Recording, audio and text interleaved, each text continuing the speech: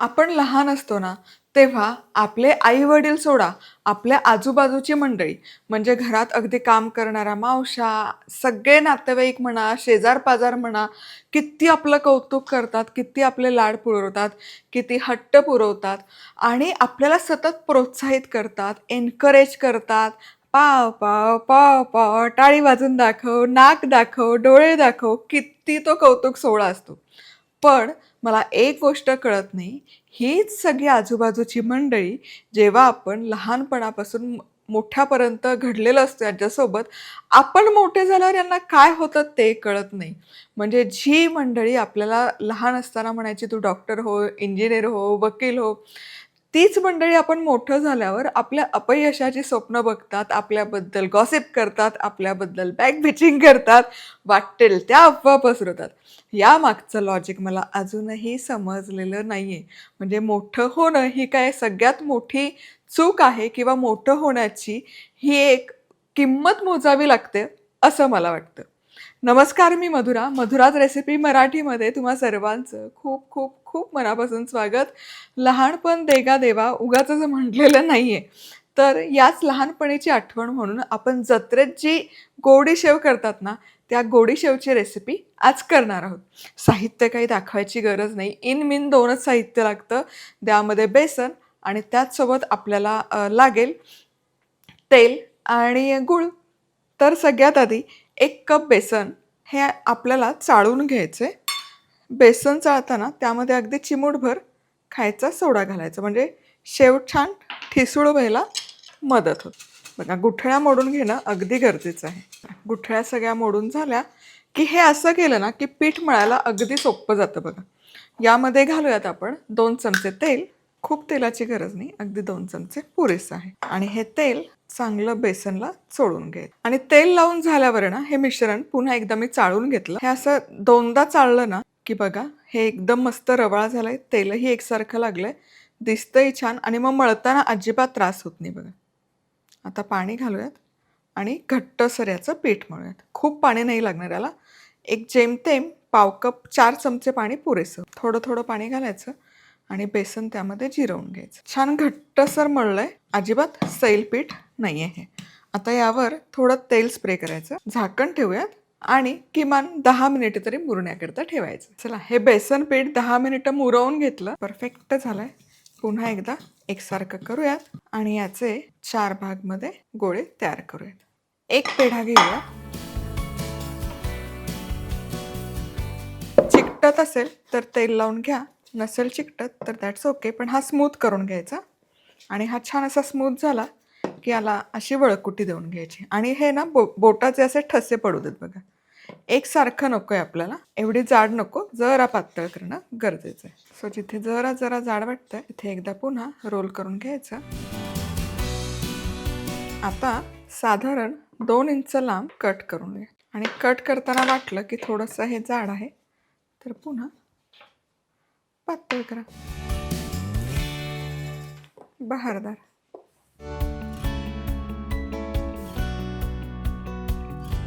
आता ही तयार आपली गोडी शेव आहे. ही डिशमध्ये काढूयात. याच प्रकारे पुढचं पण आपण शेव तयार करूयात. छान असं वळकुटी करत जायचं. आता ही देखील कट करायची. एकसारखी बॉबीसारखी नका करू. जरा त्याला इम्प्रेशन्स हवेत बघा. जाड, पातळ, ओबडधोबड अशी. गोडी शेव करण्यासाठी शेव तयार आहे आणि आपण ही नेहमीची शेव तळतो तशीच तळायची. मोठ्या आचेवर नाही, मंद आचेवर तळायची. मोठ्या आचेवर तळली तर लगोलग त्याचा रंग बदलेल आणि आत कच्ची राहील. आतपर्यंत ठिसूळ आणि खुटखुटीत तळली गेली पाहिजे. तेल मोठ्या आचेवर तर गरम केलं. आता यामध्ये बघा तेल अजिबात कडकडीत तापवलं नाहीये. अगदी मंद आचेवर आहे. आता ही शेव तळायची. छान फुलते आणि यात पोकळ व्हायला देखील मदत होते.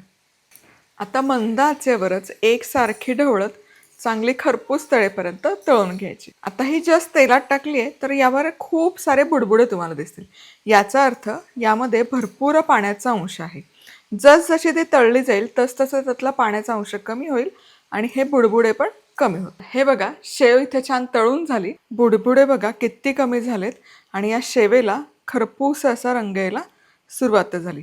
आता काही काही शेवेच्या बाजूला बुडबुडे येतही नाहीत बघा. हलका बुडबुडा असताना हे काढून घ्यायचं, हे जे आता तुम्हाला दिसतं. कारण ही कुकिंगची प्रोसेस आहे ना, हे काढल्यावरही कंटिन्यू राहते. त्यामुळे पूर्ण सेटल होईपर्यंत हे ठेवू नका, नाहीतर मग त्याचा करपट असा वास लागेल. रंग बघा, आहा. आणि हे टिश्यू पेपर. आणि याच प्रकारे सगळी शेव तळून घ्यायची. चला, पुढची बॅच देखील तयार आहे. गोडी शेव बहारदार तळून झाली. आता गूळ आपण तयार करूयात. तर 1 कप बेसन घेतलं तर 1 कपच आपण गूळ घेतो. आणि यामध्ये पाव कप म्हणजे 4 टेबलस्पून आपण पाणी घालूयात. हे एकसारखं मिसळून घ्यायचं. 3-4 मिनिटं शिजवून घ्यायचं. हे बघा, मस्त अशी उकळी आली पाहिजे आणि हे बघा असं दाटसर झाला पाहिजे. आता हा पाक आहे ना, पाण्यात गेला तरी टणक नाही झाला, याचा अर्थ हा आणखी शिजवायची गरज आहे. आता आणखी 2 मिनिटं शिजवून घेतला. गॅस बंद करते. आणि हे बघा, गॅस बंद करायचा, चालू ठेवायचं नाही. आता हा पुन्हा वाटीमध्ये घालायचा, थोडा वेळ ठेवायचा वाटीतच. हे बघा हा लगोलग गोळा झाला, विरघळला नाही पाण्यात, याचा अर्थ आता पाक आपला तयार आहे. आणि हे पुढचेच बॅच चेक करताना गॅस बंद करा, नाहीतर तो पुढे जाईल आणि पाक करपेल. आता यामध्ये खायचा लाल रंग घालूयात. अगदी मस्त आहे, नाहीतर मग ती मजा नाही येणार बघा. आता ही तळलेली शेव यामध्ये घालूयात पाकात आणि चांगली मिसळूयात. जोवर पाकाचं छान याला कोटिंग येत नाही ना, तोवर ही मिसळत राहायची. काढायची अजिबात गडबड करू नका. तव्यातच ठेवते मी गोडी शेव, काढायची गडबड नाही करणार. 5 मिनिटं हा पाक सेटल होईपर्यंत यातच ठेवूया. यामध्ये आता या स्टेजला चिमूटभर ओवा आणि हे मिक्स करत राहू जोवर हे थंड नाही होत. चला, सगळा पाक यामध्ये शेवमध्ये एकजीव झाला बघा. फक्त 5 मिनिटं हे मिसळून घेतलं. आता हे मिश्रण का डिशमध्ये काढूयात, थोडंसं पसरवूयात, आपल्याला हे सुट्टं करायला सोपं पडेल. आता यावर थोडे पांढरे तीळ भुरभुरते, नाही भुरभुरत, पण ते दिसायला छान दिसतं आणि चवही छान. ऑप्शनल आहे, अगदीच नाही टाकलं काहीच हरकत नाही, पण थोडेसे पेरायचे. भाजलेले तीळ आहेत आणि हे त्यामुळे खायला फार खमंग आणि खरपूस लागतं. आता हे गोडी शेवचं मिश्रण पूर्ण थंड करून घ्यायचं. ही गोडी शेव छान थंड करून घेतली. थोडीशी ओलसर आणखी आहे, पण बघा काय बहारदार दिसते. आता याचं सेपरेशन करून घ्यायचं. हे बघा, हे आहे ना, जसजशी थंड होते तसं परफेक्ट त्याला टेक्स्चर यायला सुरुवात होते. हे आता मोकळी करून घेऊयात. आणि ही बघा, ही जरा सुकली आहे. परफेक्ट ते गाडीवर मिळते ना तसं टेक्स्चर येतं, भुसभुशीत एकदम, अशी चकाकी नाही राहत. हे बघा,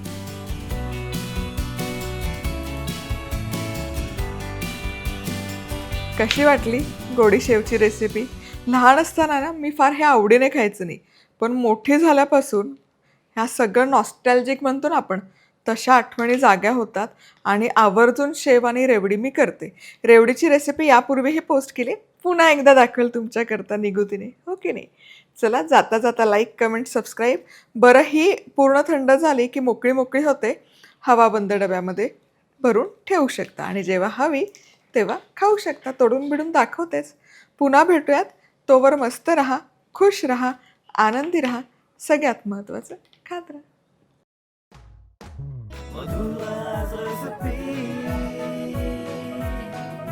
मधुराज रेसिपी, महाराष्ट्राची अस्सल चव.